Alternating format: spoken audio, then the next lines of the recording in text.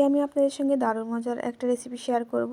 এই রেসিপিটা পছন্দ করে না এমন মানুষ খুব কমই আছে। আসসালামু আলাইকুম, বিথি রান্নাবাড়িতে আপনাদের সবাইকে স্বাগতম। আজকে আমি আপনাদের গরুর ভুঁড়ি রান্না করে দেখাবো। তো গরুর ভুঁড়ি রান্না করার জন্য আমি এখানে প্রেসার কুকার নিয়ে নিয়েছি, আর তাতে আমি হলুদ, লবণ, মরিচ, আদা রসুনের পেস্ট এগুলো সবই আমি অল্প পরিমাণ করে দিয়ে দিচ্ছি, খুব সামান্য পরিমাণ। তো গরুর ভুঁড়ি বা বট অনেকেই অনেক রকম বলে থাকে, তো আমাদের এলাকাতে গরুর ভুঁড়ি নামেই পরিচিত, এটাই আমি বলছি। তো সামান্য পানি দিয়ে প্রেসার কুকারটা আমি আটকে দিচ্ছি। তো এটাকে আমি 4-5টা সিটি দিয়ে নেব, একটু সিদ্ধ করে নেব আগে। তো এদিকে আমি চুলায় চলে এসেছি। চুলায় আমি একটা কড়াই দিয়ে দিয়েছি, আর তাতে বেশ কিছুটা পরিমাণ তেল দিয়ে দিচ্ছি। তো তেলটা এখন ভালোভাবে গরম হয়ে আসলে এর মধ্যে আমি হাফ কাপ মতো পেঁয়াজ কুচি দিয়ে দিচ্ছি। আমি এখানে 2টা বড় সাইজের পেঁয়াজ কেটে রেখেছিলাম, তো সেটা আমি এখন দিয়ে দিচ্ছি। পেঁয়াজটাকে দিয়ে একটু নেড়ে চেড়ে নিচ্ছি। এই পর্যায়ে আমি এখানে 3-4টা ডাল আর তেজপাতা দিয়ে দিচ্ছি 2টা। এগুলোকে দিয়ে একটু নেড়ে চেড়ে একটু পেঁয়াজের কাঁচা গন্ধটা চলে যাওয়া পর্যন্ত নেড়ে নেব। তো এই পর্যায়ে আমি এখানে কিছু বাটা মশলা অ্যাড করব।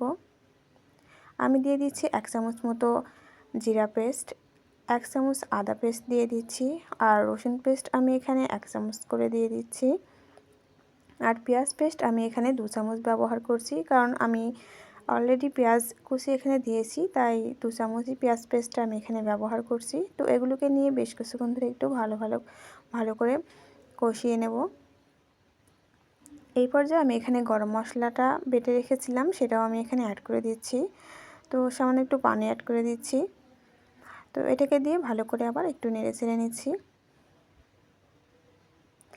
এই পর্যায়ে আমি গুঁড়া মশলা ব্যবহার করছি 1 চামচ হলুদ গুঁড়ো, আর এখানে আমি 3 টেবিল চামচ মতো শুকনো মরিচের গুঁড়ো ব্যবহার করছি। সামান্য একটু পানি দিয়ে দিচ্ছি যাতে তলানিতে লেগে না যায়।